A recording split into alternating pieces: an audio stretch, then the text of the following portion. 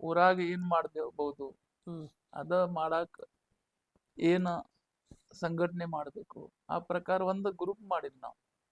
ಆ ಗ್ರೂಪ್ ದಿಂದ ಒಂದು ಅಲ್ಲೇ ಎಲೆಕ್ಷನ್ ಕಾಂಟೆಸ್ಟ್ ಮಾಡಿದ್ವಿ, ಗ್ರಾಮ ಪಂಚಾಯತ್ ಎಲೆಕ್ಷನ್ 93 ನಲ್ಲಿ. ನಮ್ಗೆ 6 ವರ್ಷ ಸಿಕ್ಕಿತ್ತು. ಎಷ್ಟು ಫಂಡ್ ಬರ್ತಾರೆ ಆ ಫಂಡ್ ನಲ್ಲಿ ಎಷ್ಟು ಚಲೋ ಕೆಲಸ ಮಾಡ್ಬೇಕು.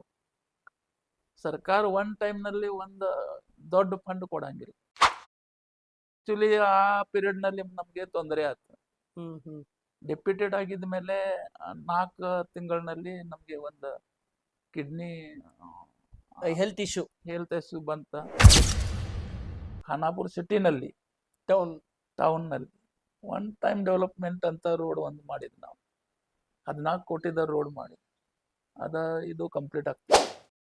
ಅಲ್ಲೇ ಒಂದು ನಂದಗಡ ಸಮೀಪ ಒಂದು ಗೌಳಿವಾಡ ಅದ. ಗೌಳಿವಾಡ ಒಂದು 20 ಫ್ಯಾಮಿಲಿ ಅದಾರ ಅಲ್ಲಿ. ಆ ಸಮೀಪ ಅಂದ್ರ ಒಂದು 1.5 ಕಿಲೋಮೀಟರ್, ಪೌನೆ 1 ಕಿಲೋಮೀಟರ್ ಅದಾರ. 2 ಕಿಲೋಮೀಟರ್.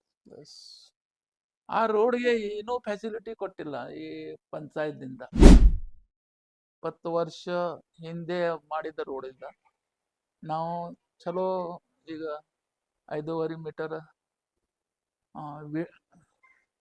ಅಗಲೀಕರಣ ಮತ್ತೆ ಚಲೋ ರೋಡ್ ಆಗಿದೆ ಈಗ. ಮತ್ತ ಮುಂದ ಏನ ರೋಡ್ ಅದಲ್ಲ, ಈ ವರ್ಷ ನಮ್ಗೆ ಅವರು ಫಂಡ್ ಕೊಟ್ಟಿದ್ದ ಈಗ SSDP ನಲ್ಲಿ